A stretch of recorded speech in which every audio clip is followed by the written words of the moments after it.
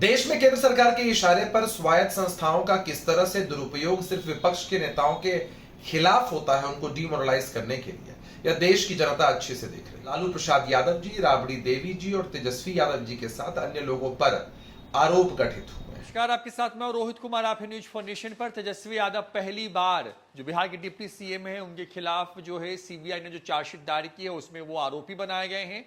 साथ में उनके पिता और बिहार के पूर्व सीएम लालू यादव और पूर्व सीएम रही राबड़ी देवी का भी नाम है। जमीन लेकर के नौकरी दिए जाने के मामले पर जो है सीबीआई की तरफ से जो है दिल्ली की कोर्ट में जो है चार्जशीट दायर की गई है और इस पूरे मामले को अब सूचीबद्ध किया गया है, यानी कि लिस्ट किया गया है 12 जुलाई को, जब इस पूरे मसले पर सुनवाई होगी।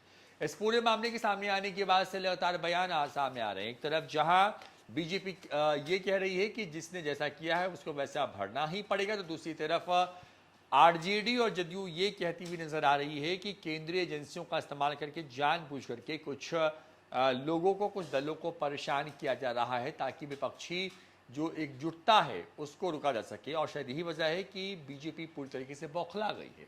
जदयू के प्रवक्ता अभिषेक झा का बड़ा बयान सामने आया है। तेजस्वी यादव को जमीन के बदले, यानी कि लैंड फॉर जॉब जो मामला है, जिसमें जमीन लेकर के सरकारी नौकरी दी जा गई रेलवे मंत्री रहते हुए लालू यादव के कार्यकाल के दौरान ग्रुप डी में, और इसी नौकरी दी जाने के मामले पर जो है जांच चल रही थी सीबीआई की, जिसमें सीबीआई ने अभी 2 महीने पहले ही तेजस्वी यादव को समन दे करके हाजिर होने को भी कहा था और उनसे घंटों की पूछताछ हुई थी।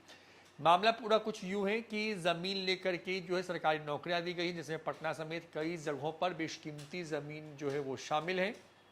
इसी मामले पर अब सीबीआई की तरफ से दूसरी चार्जशीट दायर की गई, जिसमें तेजस्वी यादव को आरोपी बनाया गया और इसके साथ साथ राबड़ी देवी और लालू यादव का भी नाम है। ऐसे में इस पूरे मामले पर क्या कुछ कहना है जदयू के प्रवक्ता अभिषेक झा का, सुनवाते हैं। देश में केंद्र सरकार के इशारे पर स्वायत्त संस्थाओं का किस तरह से दुरुपयोग सिर्फ विपक्ष के नेताओं के खिलाफ होता है, उनको डिमोरलाइज करने के लिए, यह देश की जनता अच्छे से देख रही है। मीडिया के माध्यम से खबरें मिल रही हैं कि लैंड फॉर जॉब केस में लालू प्रसाद यादव जी, राबड़ी देवी जी और तेजस्वी यादव जी के साथ अन्य लोगों पर आरोप गठित हुए हैं। क्या आरोप गठित हुए हैं, क्या इसके डिटेल्स हैं, सारी जानकारी सामने आने के बाद ही प्रतिक्रिया दे पाना उचित होगा।